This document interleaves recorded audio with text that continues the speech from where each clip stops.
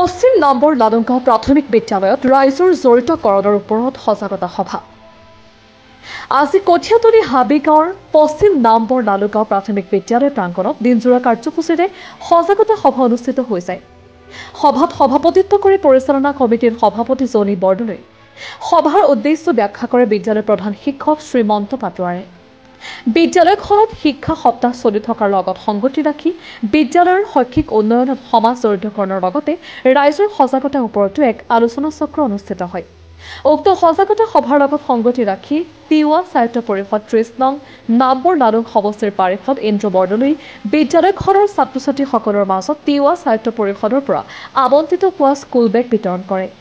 এই সভাত বিদ্যালয়খনৰ পৰিচালনা সমিতিৰ সদস্য, আমন্ত্ৰিত অতিথি, অভিভাৱক আৰু বিদ্যালয়খনৰ শিক্ষক শিক্ষয়িত্ৰীসকলে চমু বক্তব্য দাঙি ধৰে। ছাত্ৰ ছাত্ৰীসকলৰ উপকাৰ সাধনৰ বাবে প্ৰদান কৰা স্কুল বেগসমূহক তিৱা সাহিত্য পৰিষদৰ পাৰিষদ ইন্দ্ৰ বৰদলৈক ধন্যবাদ জ্ঞাপন কৰে বিদ্যালয় কৰ্তৃপক্ষই। সভাৰ অন্তত সকলোৱে বিদ্যালয় প্ৰাংগণত এক সম্প্ৰীতি ভোজৰ আয়োজন কৰে।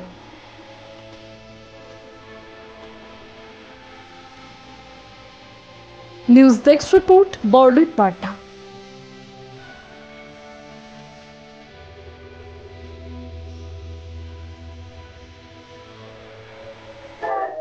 আমাৰ অসম চৰকাৰৰ শিক্ষা বিভাগে যোৱা ৫ আগষ্ট তাৰিখৰ পৰা সপ্তাহজোৰা কাৰ্যসূচীৰে আমাৰ বিদ্যালয়সমূহত 7 দিনীয়া বিভিন্ন ধৰণৰ কাৰ্যসূচীৰে আমাৰ বিদ্যালয়সমূহত কাৰ্য সম্পাদন কৰিব উচিত আৰু সেইমৰ্মে আমি বিদ্যালয়সমূহত ৫ তাৰিখৰ পৰা আমি কাৰ্যসমূহ সম্পাদন কৰি আহিছোঁ আৰু আজি অন্তিম তাৰিখ অৰ্থাৎ আমাৰ 12 তাৰিখে আছিল এই যি আমাৰ সমাজ জড়িতকৰণৰ লগতে আমাৰ ৰাইজৰ সমাজ জড়িতকৰণৰ লগতে সংগতি ৰাখি আমি বিদ্যালয়সমূহত আমাৰ ৰাইজৰ যি সহযোগিতা, তেনেধৰণৰ সহযোগিতা আগবঢ়ালে বিদ্যালয়সমূহ আমি শৈক্ষিক দিশত আমাৰ ছাত্ৰ ছাত্ৰীসমূহ আগবঢ়াই নিব পাৰিম।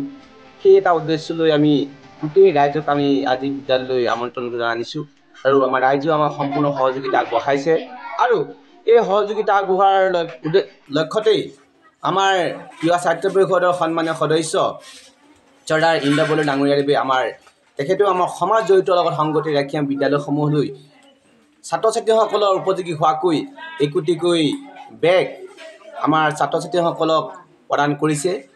সেয়ে আমাৰ আজি এই যি শিক্ষা বিভাগৰ যি মহৎ কাৰ্যসূচী, যে শিক্ষা সপ্তাহৰ যি মহৎ কাৰ্যসূচী আছিল, আমাৰ শেষৰ 7 দিনীয়া যি কাৰ্যসূচী, সেই 7 দিনীয়া কাৰ্যসূচীৰ অন্তত আমাৰ এই 7 দিনীয়া কাৰ্যসূচীৰ অন্তত আমাৰ এটা প্ৰীতিভোজ আছে।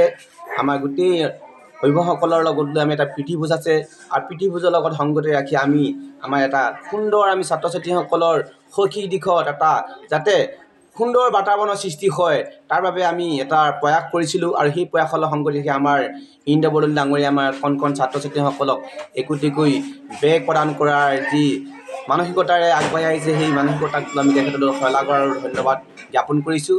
আমাৰ ছাত্ৰ ছাত্ৰীসকলক এনেদৰে শিক্ষাৰ লগত জড়িত থকা বিভিন্ন ধৰণৰ আহিলাসমূহ তেওঁ যাতে আগলৈও এনেধৰণে আমাৰ এই বিদ্যালয়খনৰ নহয়, প্ৰতিখন বিদ্যালয়তে যাতে এনেধৰণৰ এটা কাৰ্যসূচী লৈ আমাৰ ছাত্ৰ ছাত্ৰীসকলক শৈক্ষিক দিশত আগবঢ়াই নিয়াত সহায় হ'ব বুলি মই আশা ৰাখিছোঁ আৰু সদুশেষত মই আমাৰ ইন্দ্ৰ বৰদলৈ ডাঙৰীয়াদেৱৰ আন্তৰিক কৃতজ্ঞতা আৰু ধন্যবাদ জ্ঞাপন কৰিছোঁ। লগতে এই আজি যি দিনজোৰা কাৰ্যসূচীৰ আমাৰ আছিল, সেই কাৰ্যসূচীটো ৰাইজৰ সহযোগিতা আৰু উৎসাহ উদ্দীপনা আগবঢ়াই অহাত তেখেতসকললৈ মই পুনৰ আন্তৰিকতা আৰু কৃতজ্ঞতা জ্ঞাপন কৰিছোঁ।